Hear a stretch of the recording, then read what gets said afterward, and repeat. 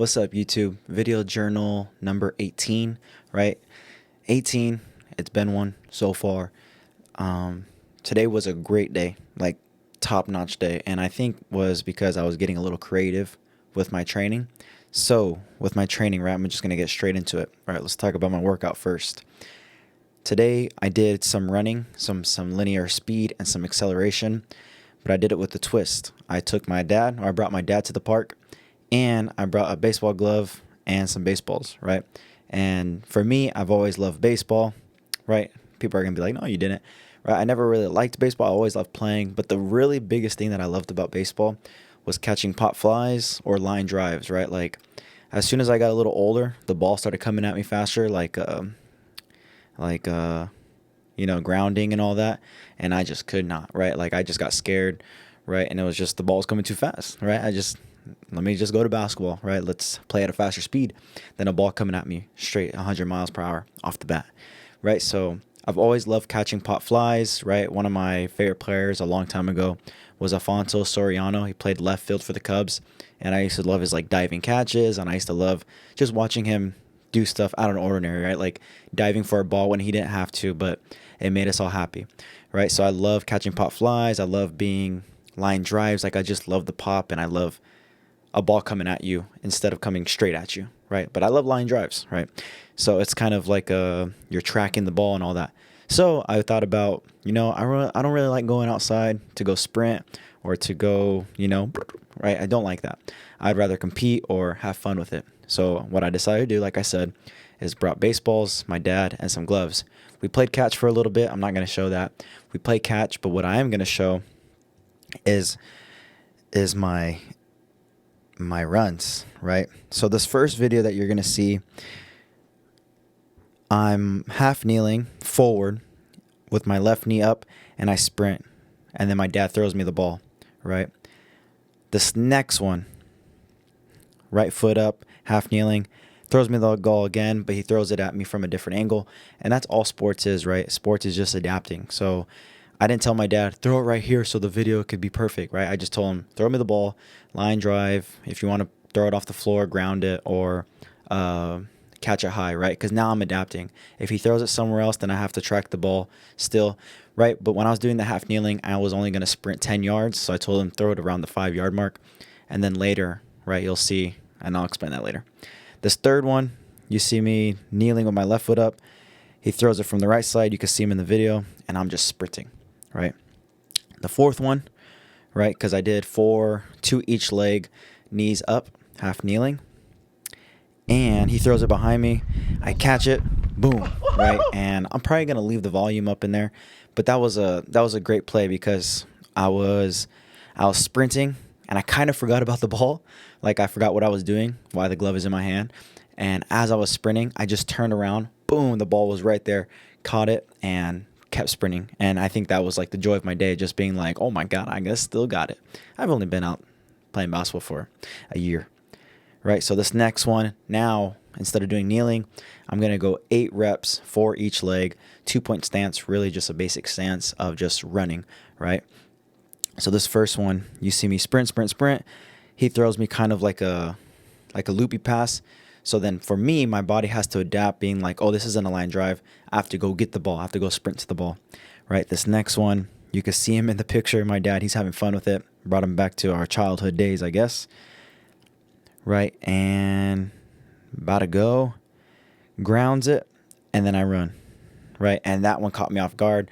Have to lower my center of mass, right, to the ball, and then back up and sprint, finish my sprint. This next one, he throws me a pop-up, I catch it, boom, and I sprint, right? And like I said, this is all adapting. This was one of the ways where I wanted to go sprint outside, but make it fun, make it challenging, right? And that's how training is supposed to be done, right? So this one, you can see, I don't know where it's going. He throws it to the right. I told him I'm only running linear speed, and guess what he does? He's always thinking outside the box. Maybe that's where I get it from, but throws the ball to the left, and I have to go and get it. And I'm not going to stop, right? I'm going to compete. I'm going to prove him wrong. This next one, he throws it to the right side, right, and makes me sprint. And you can see me sprinting through the line, right? I told myself 10 yards, 20 yards, but that always, you're never going to do it.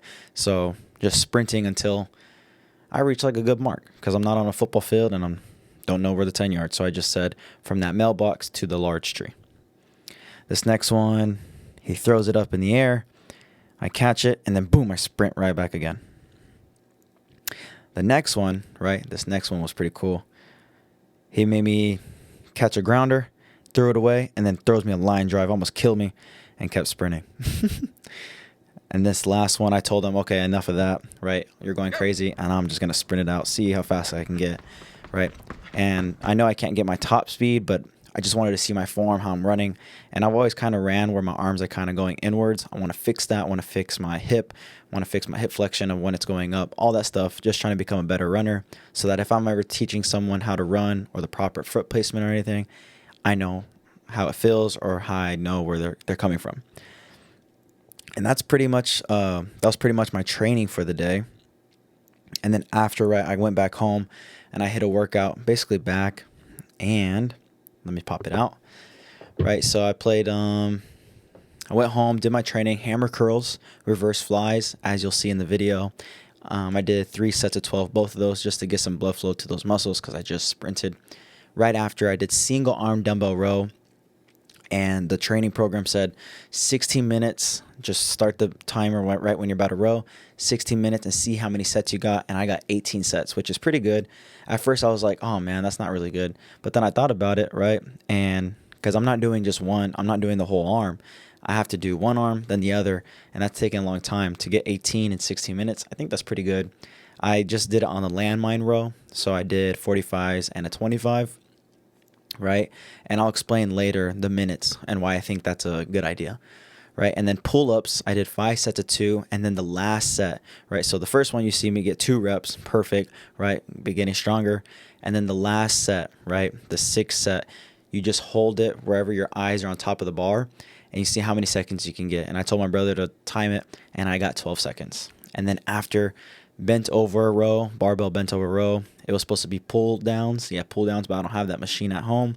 So I did just pull or bent over rows, 4 sets of 8 with the 45 on each side, and that felt pretty good. And then I finished the workout with some bicep curls with the bar, and then reverse curls with the bar again, 3 sets of 12 going back to back to back, right? And so I was going to say, right, and I was going to talk about why the minutes was so perfect.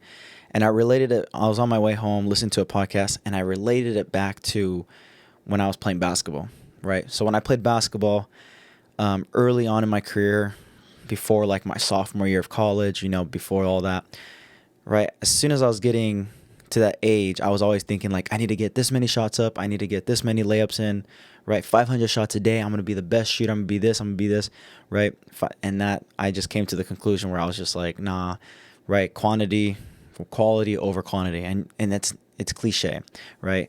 But the whole reason I'm talking about that is because when I started looking at my shots as, man, if I get 500 shots up and the last 100 are just me like not chucking it up, right? Like still going in, but I'm getting tired. I'm not getting, the proper form, right? I'm using not my fullest capabilities, right? And I related this back to my workout, right? So this program said 16 minutes, right? And I think us as humans, when we're put against a timer, we want to prove it wrong. So each set that I did, there was a reason to it. There was intent, right? If you just told me to do 18 sets, I'm going to be like, okay, the first 4, I'm going to go light. The next 6, I'm going to go heavy. And then the last 8, right? 18 sets. But if I said, do as many sets as you can, 3 reps, single arm dumbbell row, you're going to get after it, right? You're going to have each rep get after it because you're going against a timer.